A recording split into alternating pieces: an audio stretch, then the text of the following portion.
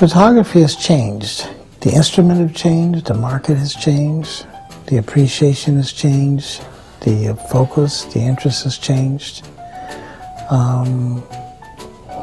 We're all dinosaurs.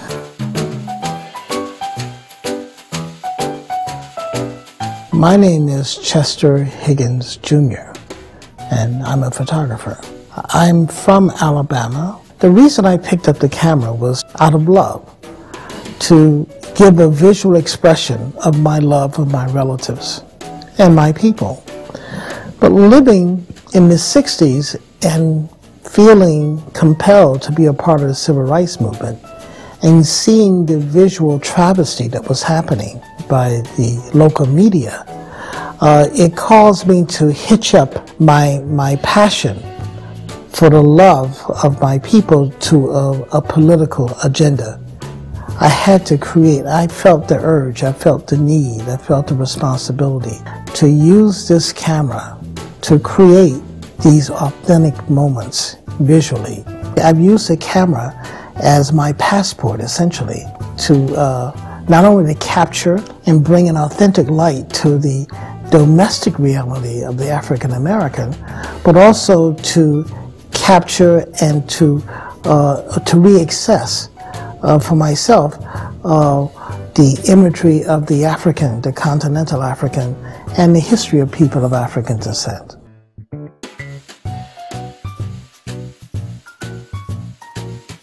Well, in photographing people, Cornell Coppola says something to me, and he says, you know, you have to like people and let them know that you like them.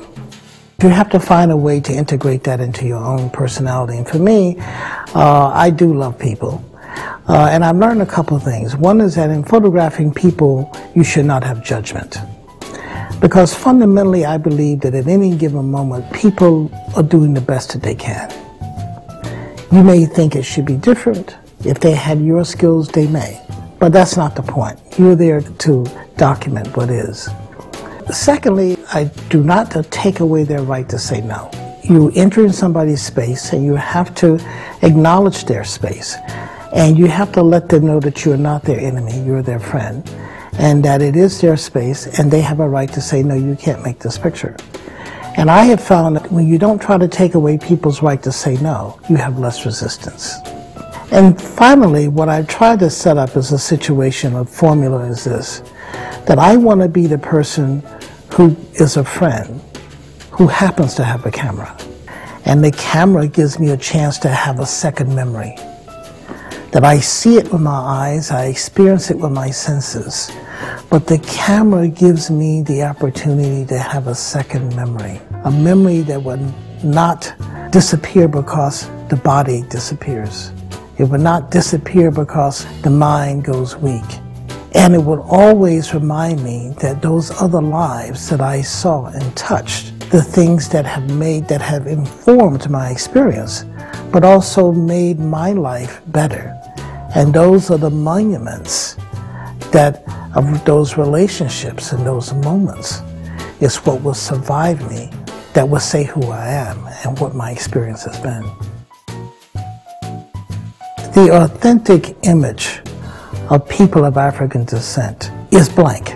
I'm not saying that there is not an image, but the image has been an image that has been imposed essentially upon us by people who don't like us. So the image we have gotten is a distorted image. And even sometimes when we ourselves try to produce images, we're producing subconsciously out of what we're exposed to, that so many of us still add to that distortion. And that distortion is what we call self-hate, and people don't even realize they're doing it because we are what we consume. And if you consume bad food, there's only so much your body can do with that. So if you consume visually bad information, distorted information, violent information about yourself, you have a choice to either become that which you consume, or when you feel a breath of fresh air, you turn in that direction. And I've always been turning into that direction of fresh air, looking for the elements that have been hidden under the radar that should be on that canvas.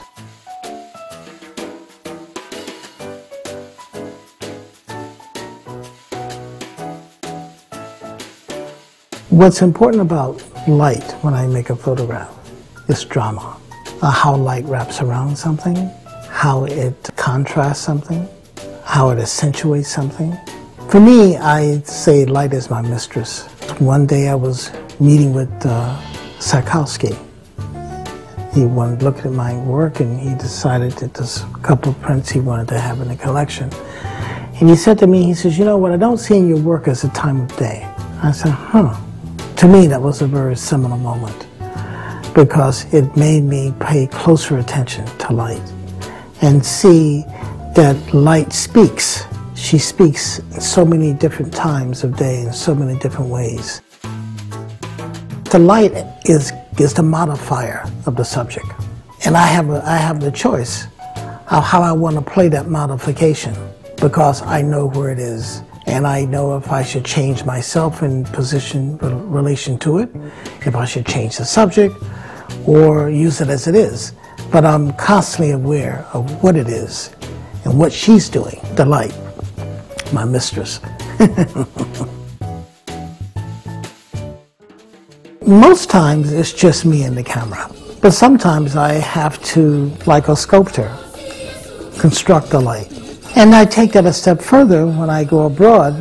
Sometimes I work in Ethiopia. I've made a mobile New York City fashion studio with high-risers, backdrops, diffusers, aluminum battery strobes. And I go village to village. I have 2 cars. One car is full of nothing but lighting equipment. The other car is full of camping and kitchen equipment. So I spend 6 weeks doing this, traveling from different places, camping out, making essentially a visual census of a certain kind of person that's representative of the people whom they live with among in different villages. I'm interested in the spirit that exists in everything, because all things exist at the pleasure of the spirit. So whenever I photograph a thing or a person, what is visually apparent to me is only the beginning reference point. What I like to do, essentially, I like to dive right into it. To dive behind the face, behind the facade, behind the moment, to capture the thing that is universal in that person, in that thing, that is riding on spirit time. So in some ways, I relish being what I call a spirit catcher, because that's what I'm after. All this other stuff is fine.